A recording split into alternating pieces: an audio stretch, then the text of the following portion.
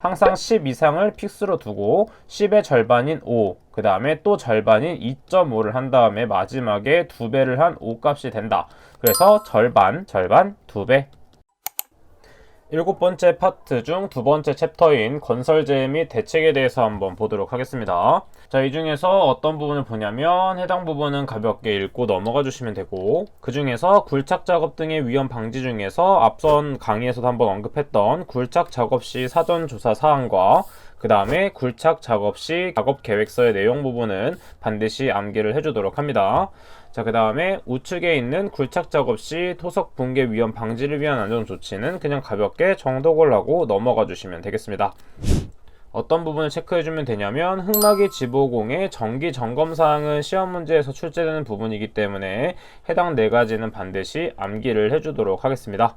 자, 그 중에 첫 번째는 부재의 손상 변형, 부식 변이 및 탈락의 유무와 상태, 그 다음에 버팀대의 기납 정도가 있고, 세 번째는 부재의 접속부, 부착부 및 교차부의 상태, 그 다음 4번째는 치마의 정도가 있다라는 것을 정리해 주시면 되겠습니다. 자, 그 다음에 아래쪽에 있는 잠암 내 굴착 작업 시 위험 방지 중에서 첫 번째, 잠암 또는 우물통의 급격한 치마로 인한 위험 방지 조치에 대한 내용은 시험 문제에서 많이 출제되고 있는 부분이기 때문에 이 2가지는 모두 암기해 주도록 합니다. 그중 첫 번째는 무엇이냐면 치마 관계도에 따라 굴착 방법 및 재하량 등을 정할 것, 그 다음 2번째, 바닥으로부터 천장 또는 복가지의 높이는 1.8m 이상으로 할 것이라고 나와 있고, 우측에 있는 그림을 참고해서 같이 암기를 해주시면 되겠습니다. 자, 그 다음에 넘어가서 우측에 있는 참고사항, 터널의 계측 관리 사항에 대한 부분은 필답형보다는 작업형에서 많이 출제되고 있는 부분이고, 우리는 작업형까지 같이 공부해야 되기 때문에 5가지는 무조건 암기를 한다 라고 체크를 해주시면 되겠습니다. 자, 그 다음에 나머지 부분은 가볍게 읽고 넘어가 주시면 되고, 어떤 부분을 보게 되냐면 떨어짐 추락재 및 대책 부분에서 떨어짐 재해 발생 유형 및 발생 원인이 있습니다. 해당 부분에 대해서는 필답형에서는 잘 출제되지 않지만 작업형에서 어떤 것을 영상을 본 후에 이것에 대한 발생 유형과 발생 원인에 대한 것을 적는 것이 많이 출제되고 있기 때문에 이 발생 원인들과 유형들을 모두 봐주시는 것이 좋습니다. 왜냐하면 동영상을 봤을 때 안전 통로가 미확보되었는지, 혹시 작업 발판은 설치되어 있지 않은지, 그 다음에 안전 난간 또는 추락 방어망이 설치되어 있지 않은지, 그리고 그 영상 속에 어떤 인부들이 혹은 어떤 작업하는 사람들이 개인 보호구나 안전대를 착용하진 않았는지, 그 다음 작업장 내가 어지럽히진 않았는지 같은 것을 바로 적어서 풀어줘야 되기 때문에 이 발생 원인에 대해서는 반드시 숙지하고 들어가주는 게 좋습니다. 여기서 나머지 부분은 가볍게 또 읽어주시면 되고, 자, 그 다음에 시험에서 많이 출제되고 있는 달비계의 최대 적재하중에 대해서 암기를 해주셔야 됩니다. 지금 보게 되면 달기 와이어 로프, 달기 강선의 안전계수는 10 이상, 그 다음에 달기 체인 및 달기 훅의 안전계수는 5 이상이 되겠고, 달기 강대와 달비계의 하부 및 상부 지점에서 안전계수에서 강제의 경우에는 2.5 이상, 그 다음 목재의 경우에서는 5 이상이라고 되어 있는데, 이때 어떤 식으로 연관지어 생각해주면 되냐면 상대적으로 강하다라고 생각하는 것은 안전계수가 낮고, 상대적으로 약하다 생각하는 것들은 안전계수가 크다라고 생각을 해주면 되겠습니다.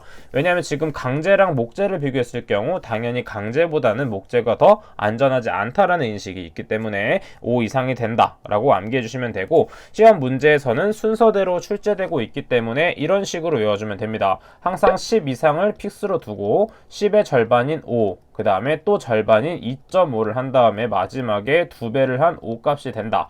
그래서 절반, 2배.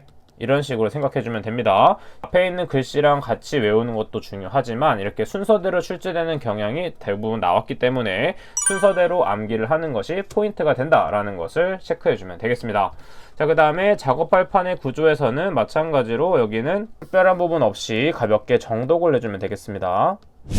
자, 그 다음에 안전난간의 구조는 반드시 암기해줘야 됩니다. 그럼 어떤 부분을 암기해야 되는지 한번 체크해 보도록 할게요. 첫 번째, 안전난간의 구조는 상부, 그 다음에 중간, 그 다음에 발끝막이 판 및 난간 기둥으로 구성되어 있다라고 생각을 해주면 되고, 그 다음에 두 번째, 상부 난간대는 90cm 이상 지점에 설치하고 상부 난간대를 120cm 이하에 설치하는 경우에는 중간 난간대는 상부 난간대와 바닥면의 중간에 설치해야 된다, 이런 것만 암기해 주시면 되겠습니다.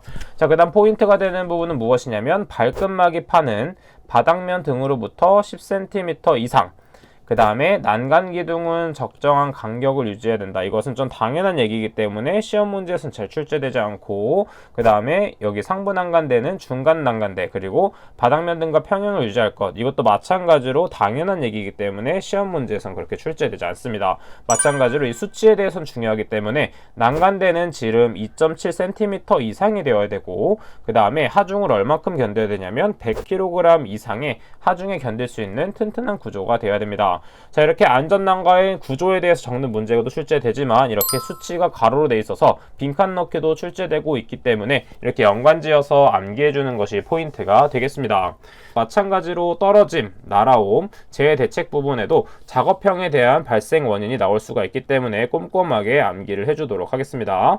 자, 그 다음에 낙하물에 의한 위험 방지 조치가 있고, 그 다음에 낙하물 방지망 또는 방호선반 설치 시 준수사항은 가볍게 정독을 해주면 되고, 우측에 있는 핵심 키인 작업의 제한에 대한 것은 반드시 암기를 해주면 되겠습니다.